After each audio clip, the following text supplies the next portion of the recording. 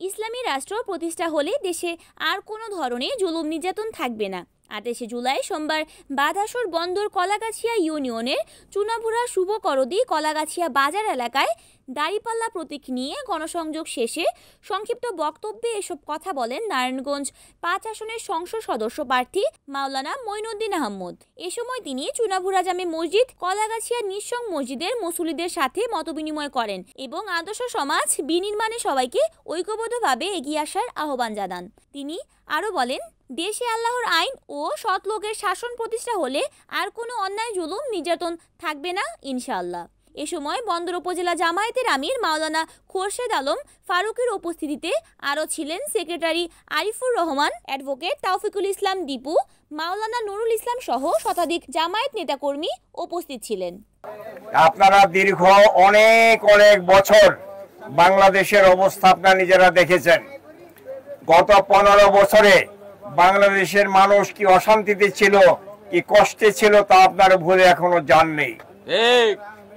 আজকেও জুলাই মাসের এই শেষ দিকে এসে গত বছরের জুলাইটা কেমন ছিল আপনারা স্মরণ করলে গা শিহরিয়ে উঠবে আপনাদের।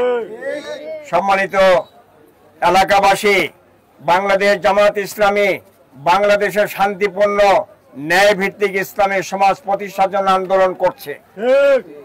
আল্লাহ তাআলা কোরআনে হাকিমে ঘোষণা করেছেন, যেই দেশে কোরআনের আইন চালু নাই সেই দেশের সকল মানুষকে, সে এলাকার সকল মানুষকে ঐক্যবদ্ধ হয়ে কোরআন আইন চালু করার জন্য চেষ্টা করতে হবে।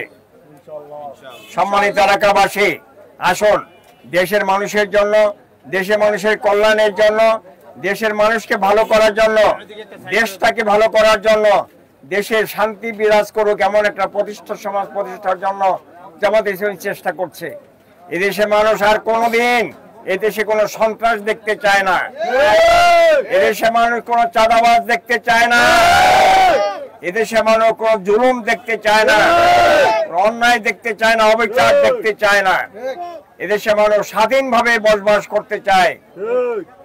এমন একটা সুন্দর দেশ গড়ার জন্য জামায়াত ইসলামী ঘোষণা করেছে, আসুন আমরা আল কোরআনের আইন চাই, সৎ লোকের শাসন চাই।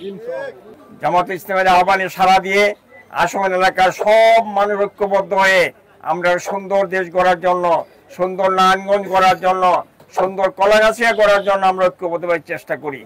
আল্লাহ তাআলা আমাদের সবাইকে। সুমন ইসলাম, NAN TV।